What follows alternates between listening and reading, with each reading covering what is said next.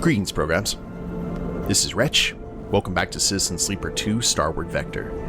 And in the last episode, guys, the recon mission to Darkside officially began. Sleeper joined Juni and Marco on board a freighter and headed to Utsubo's base of operations, and we've been trying very hard not to get captured by the syndicate. Now, we have an unstable cipher that's going to get us into the safe house, and let's see if our good fortune holds out. We've got some good dice here. However, Marco has disappeared. We have no idea where he went to. Hopefully he's not selling us out. But I think we are about to discover what happened to him. Use the passkey and the bolt thunks open. Time to go out inside. The unmarked door slides open as you use the cipher. Beyond it, a dark tunnel descends, its roof a mess of bundled tubes and wires. Entering, you see a flickering light as it's at its far end, and hear the soft echo of raised voices. Juni gives you a gentle nod. Let's go listen in. She glances over her shoulder nervously. You drift down the tunnel, keeping your limbs clear of the sides, your passage through the air silent and gentle. You focus on the flickering light, the sound of the voices growing ever louder. As you descend through the tunnel, you notice a small, dark doorway leading off before the tunnel reaches the bottom. You slow yourself gently, fingertips grazing the metal walls on either side. Glancing through, you see the doorway leads out onto a framework balcony, high on the wall of some dark room. You glance down to the bottom of the tunnel and hear the voices rising in volume. Sleeper, Juni hisses from behind you. The balcony. You come out onto the balcony overlooking a dark, cavernous room, lit in patches, with a bright area at the far end. It's filled with people, Utsubo enforcers and members, all facing forward, their floating bodies silhouetted by the pool of bright light ahead. And in that bright pool, two figures are arguing. You come to the edge of the balcony, a feeling of safety granted to you by both your elevation and the cover of darkness. Below, the entire room has its attention focused on the two figures in the pool of light, the watching audience keeping to the dark perimeter, as if they were observing a piece of theater. You feel Juni arrive beside you, her attention, like yours, on the scene below. These are my territories. You need to withdraw. One figure, their features hard to define in the pool of light, gestures at the other. There is no discussion to be had. The other figure laughs. You're pathetic, Oren. The washgate is a joke. Like you. He turns to the crowd and you see dark hair, dark eyes, and a smile like a slit. The dark-haired figure addresses the gathered crowd. Oren makes nothing from the washgate. All that freight, and he lets it slip by while he soaks up bribes. Jeering echoes around the crowd. He is stealing from you all. Daichi, you piece of shit. Oren spits, a glinting orb zipping past the other men. You have no respect. A few of the crowd enter the light, gathered behind one figure or the other. Barely more than an enforcer and already dictating terms. If you had any idea what was happening in the passages, you'd know we've been facing sabotage and resistance across the washgate. Oren shakes his head. Utsubo's control is under question. Sabotage and resistance. You quietly log the remark in your mind. Those are the people you have to find. Daichi smirks in response. Oh, I still know how it is in the passages. But you are getting soft, Oren. He glances around. You can't deal with some angry shop owners. He makes a show of his mocking laugh. It's easy to mock, but they're organized, and I'm close to rooting out their meeting places. Oren folds his arms. You wouldn't know where to start looking. If you say so, old man. In the end, it's only a matter of time before someone ambitious notices how weak you have become. Daichi draws a finger across his throat with a grin. The room erupts in shouts. Both sides call out insults, while others from the crowd air their own problems, some drifting into the light to heckle Daichi and Oren directly. Silence! A voice cuts through the room, raised above all others. The noise drops. You lean forward to get a better view. Oh, I thought that was going to be Lane.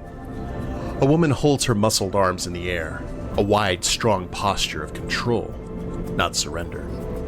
Ankita. She's from the first game, isn't she?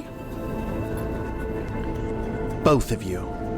She shakes her head, her long braids snaking through the air as she does. Enough. This is not how we do things. The chaos is replaced by a disgruntled muttering. No one voice willing to rise above the murmur. Daichi floats to one side, arms coolly floated, while Orin fumes opposite him, his hands in tight fists. So, this is how the Starward Ward conducts its business? She shoots hard looks around the room. Animals, fighting over scraps. Ankita. Orin's eyes Daichi as he speaks. Daichi is the one disrespecting the leadership and the trust they've placed in. I said enough. Your weakness does not impress me, Orin. She turns to Daichi. And neither does your petulance, Daichi. Watch who you're calling weak, Ankita. Orin narrows his eyes. You may be Lane's favorite, but I have something that'll change all that. He looks out over the heads of the crowd. Bring him. A figure is dragged in the circle of light, their head low, a greasy tangle of dark hair drifting over their face. They lift a hand and slick it back out of their eyes. Mako, Juni hisses from beside you, as Margot's pale face catches the light, gleaming with sweat. This one here has a very interesting story to share with us all. Orin gestures to the gathered crowd. I'm sure you're all aware of the bounty Lane has put on the head of a very valuable escaped sleeper and their accomplices. Well, Marco here tells me. He smiles at Marco, whose eyes are fixed forward, squinting into the light. That the same sleeper is, right now, on a freighter moored in the Washgate docks. A ripple runs through the gathered crowd, a reflection of the value of this information. You wonder how much cryo is on your and Seraphine's heads. You look into Marco's eyes, attempting to see any indication of what this might be. A desperate bid to save himself? Or a betrayal of everything you agreed upon? His set stare reveals nothing. Now, Lane himself will be returning in 3 cycles, and you can imagine how pleased he'll be when I present the sleeper to him. Ankita stares at Orin. You had no business keeping this from me. She folds her arms. I will be the one to bring the sleeper in. Not so fast, Ankita. Orin turns to the gathered crowd. The first of you to bring me the sleeper will be given a share of Washgate. He shoots a look across the circle of light. And that includes you, Daichi. The crowd erupts into shouts and movement, the assembled Utsubo members suddenly up and moving toward the doors. You push yourself into the corner of the balcony, tucking yourself into the shadows as you hear the tunnel filling with voices. There are shouts and scuffles, and you fear that any moment you'll be discovered. But as time passes, the noise subsides. You only open your eyes when the sound disappears altogether. The Utsubo members on their way to your freighter. The freighter that's supposed to take you off Darkside. You feel the panic rising. You're trapped here once more. Sleeper, we need to get out of here. Juni whispers at your side. It's too dangerous. You ascend through the tunnel, silent, slow. Your eyes are on the entrance, hoping that no Utsubo member returns or enters. And then you're back out in the main passageway, blinking in the light of the fluorescent panels and gliding away from the entrance, lost in a daze. Somewhere in the rise, you eventually stop, not sure where you might be going, but needing to get away from what you just witnessed. You can't go back to the freighter. That much is clear, which means no supplies, no place to sleep. Then there's Marco. Was this always part of the plan? Or is this just him in survival mode? Your mind fills with questions and worries. the path ahead unclear. Marco, did he really give us up? Juni hovers in the passageway, her face a mask of concern. I don't understand, Sleeper. We don't know yet. Juni nods, but you hear the desperation in your own voice. Is that really true? You saw him and Ankita. What more do you need? Your mind races with questions. Can you really leave this place without Marco? How would Seraphin react? If he's actually been caught by Utsubo, can you forgive him for giving in to the pressure? You're struggling to be angry at him. Perhaps because you've been where he is now, under Utsubo's control. What would you have done to escape? Who would you have given up? The tapping of the keys on Juni's terminal interrupts your train of thought. You look at her, springing into action. Her pragmatism is a strength, but she doesn't understand people and what drives them. To her, Marco is a mystery, but to you, his betrayal is all too familiar. You'll have to decide how to react. Juni notices you watching her. We need to find an empty unit here, up in the rise. We have to stay as far away from the docks as we can. Juni looks up and meets your eye. We need time to think, to come up with a plan. She looks back down at her screen. We always do. Something chirps on her deck. Okay, I have an entry code for a unit just up here. She slides the deck away. Wait here. I'll be back. You take a moment, trying to find a focus. Maybe if you could find those resisting Utsubo, they could help you? Though you wonder if they ever existed at all, given that Marco was the one who reported their existence to you and Seraphin. Was this whole thing a ploy to collect the bounty? To bring you to Darkside? If you search out Marco, perhaps he can answer you. For better or worse. But then you recall Oren's words. Sabotage and resistance. If that was an honest plea, then there's some truth in what Marco said. Utsubo is being resisted. You try to gather yourself. You have to bounce back, to come up fighting. Otherwise, this place will drown you in its darkness. Oh wow, okay, supplies are empty. What else is available now? Just these two areas? Abandoned unit, per cycle plus stress plus crew stress. Oh god. Flicker Row, screenlit Market Street. Steel supplies. Flicker Row lives up to its name. It is a dizzying strip of screens and stalls piled high with tech. Can you find supplies amongst all this? Hopefully. Let's see. Oh wow, neither of us are good at engaging. That's unfortunate. Alright, well, that is really all that we can do. I've got super stress right now. Ooh. Well, all your supplies were aboard the freighter. Shopping is too great a risk. Stealing is the only way to eat and stay hidden. Well, I mean, no risk it, no biscuit.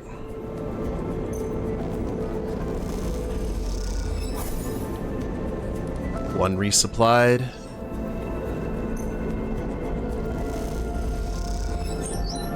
Two resupplied. Oh, that was good. That was very good, actually.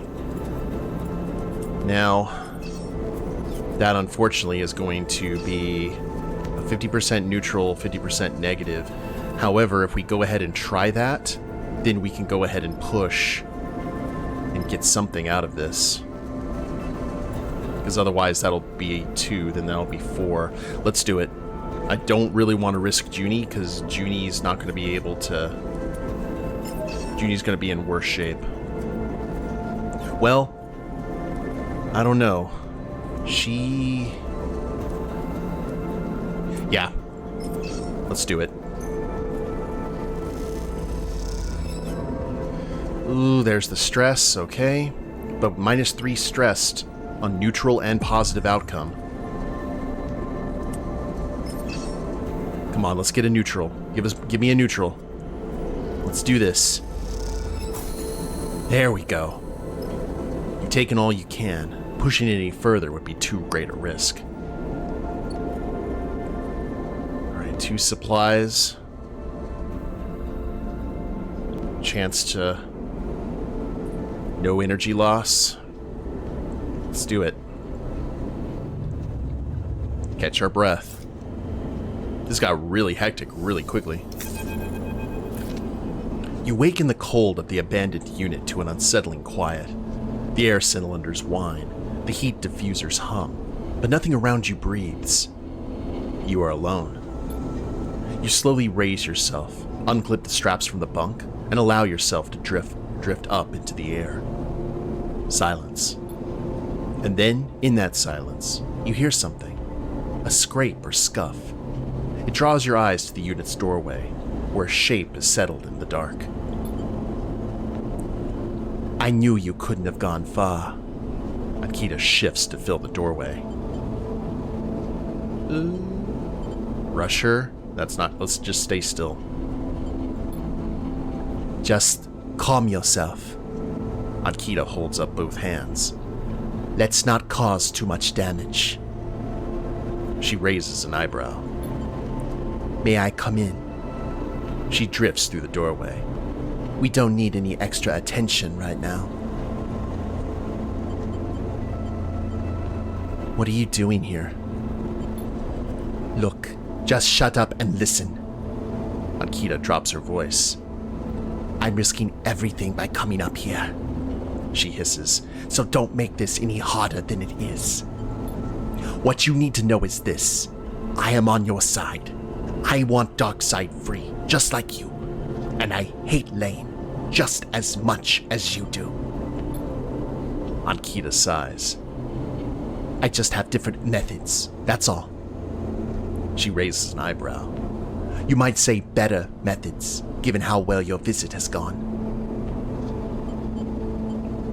I don't remember if that was the voice I gave Akita in the original Citizen Sleeper, but we're just going to go ahead and go with it.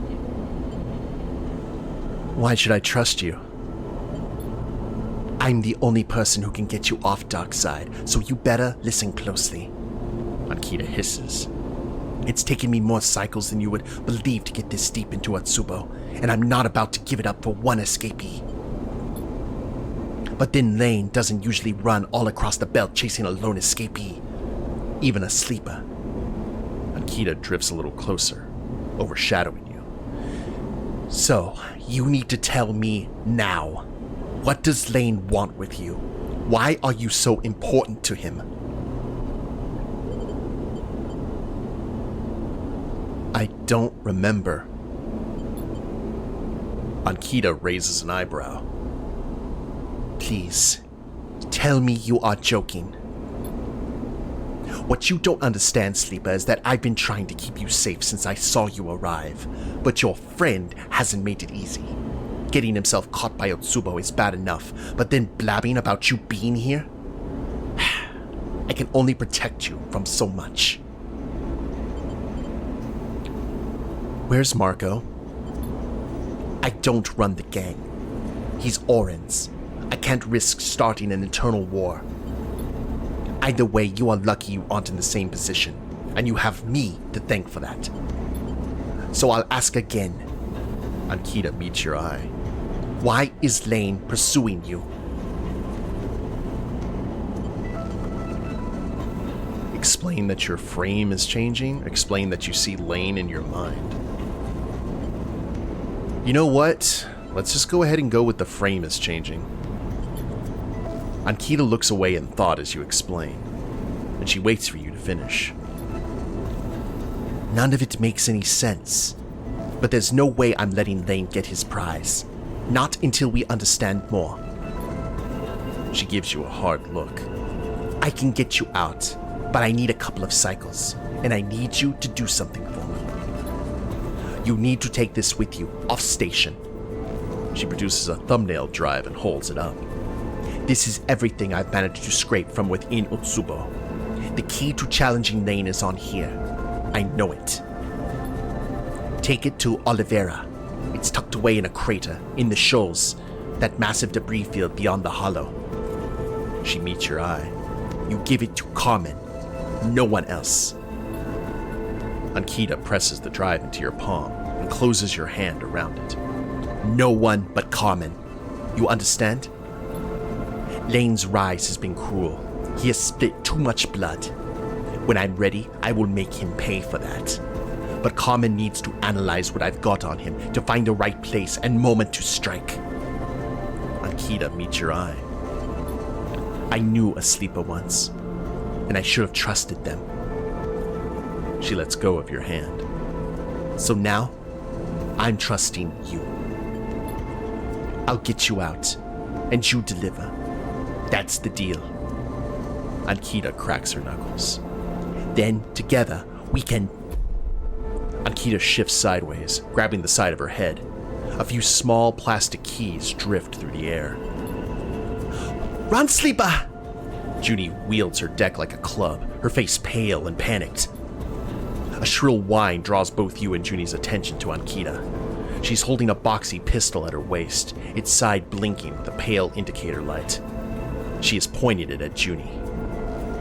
Don't do that again. Ankita reaches up and touches her temple.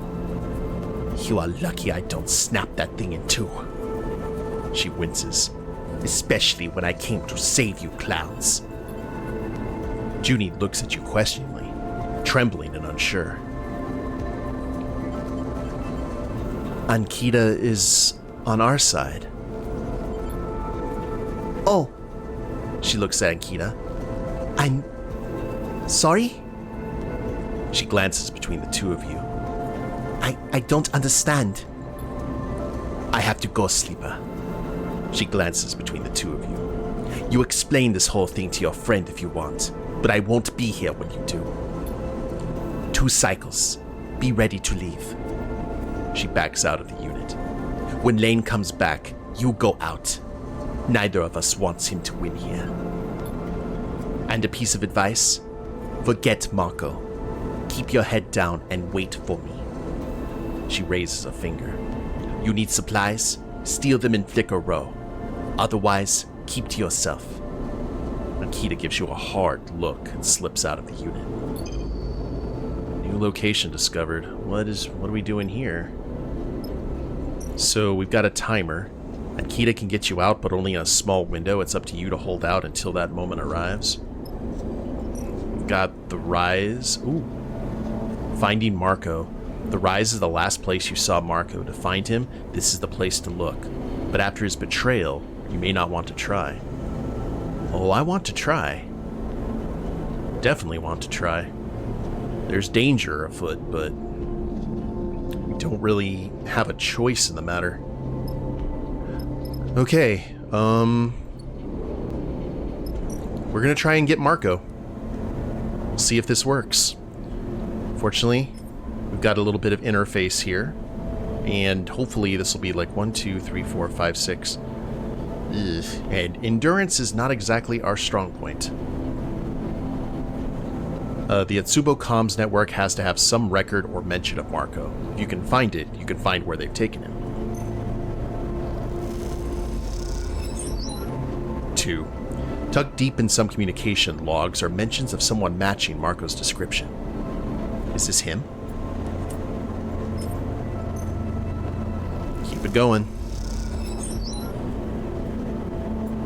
Okay.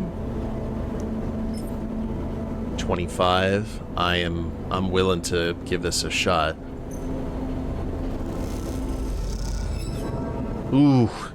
The network is complex and well guarded. This is impossible. Let's get some good vibes here from Juni.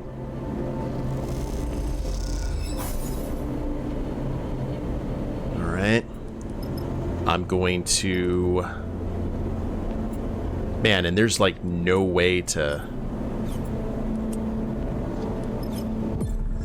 We're gonna keep going. We got a 75% chance of either a neutral or positive. Good vibes. The network starts to open up, but it's hard to know what to look for amongst all the data. And then nothing for the interface. Okay. I think maybe let's go ahead and end the cycle. I wish we could lower some of our stuff now, but that's just not in the cards for us.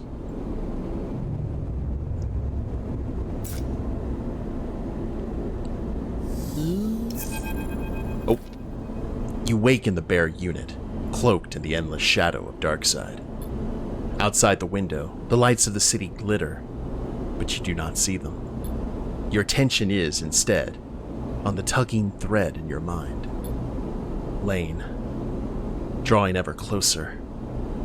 You shiver. One more cycle, and then you're out. Okay, supplies are empty. I mean, that is what it is. But I think we're in good shape here, so let's go ahead and have Juni finish this up.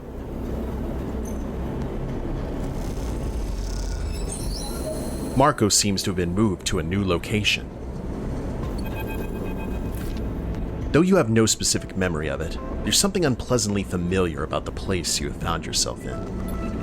Among the many stacked units of the Rise, framed by scaffolding and stretching away from Darkside's reflectors in a way that's only possible in Zero-G, you found yourself in a cold corner. Here, a locked door is marked with Utsubo's sigil, a single eel curled back on itself, its mouth around its own tail. This is the kind of door behind which Utsubo keeps its secrets, its assets. Assets like you and Seraphin were, like Marco is now. It's a door you've been watching, which is why you know where there should be an enforcer lazily leant beside it, and why you know you have only a few moments before they come back. 100% positive, let's break that lock. And we're losing stress, good. You slip a shipbreaker's chisel from your belt pack and jam it into the lock, glancing over your shoulder as you try to force the mechanism. With a deft hand, you angle the chisel against the mechanism, and, with a swift strike on the handle, the bolt pops off inside the lock. You slide the door open silently. You're in. A dim corridor stretches out ahead of you, lined with doors on either side. The memory hits you almost immediately. Long cycles between jobs in a cell like this, awaiting Lane's arrival. Kept safe. A lie that you believed when you were first brought to a place like this. Most of the cells are dark, empty, but a warm glow spills from around one of the doors. You quickly approach and look in. Marco is tucked into an inset berth, a padded niche like those in any unit. His back is turned to the small window in the floor. You slam the exterior lock release without thinking, Marco turning over to face the door as it hisses open. Sleeper? He freezes for a moment, unsure of your intentions. He raises a hand as if to protect himself, to put something between you and him. Let's go. Marco nods and pushes himself up. He eyes you but doesn't say a word. Recriminations can wait. You back out into the passageway, and Marco follows slowly, tentatively. Time to leave. Lucky me.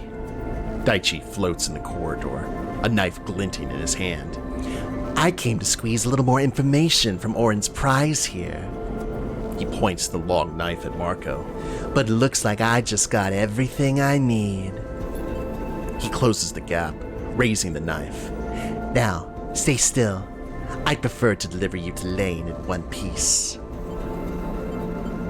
Oh man, okay, engage to try to run or endure, that is 75% of at least something neutral.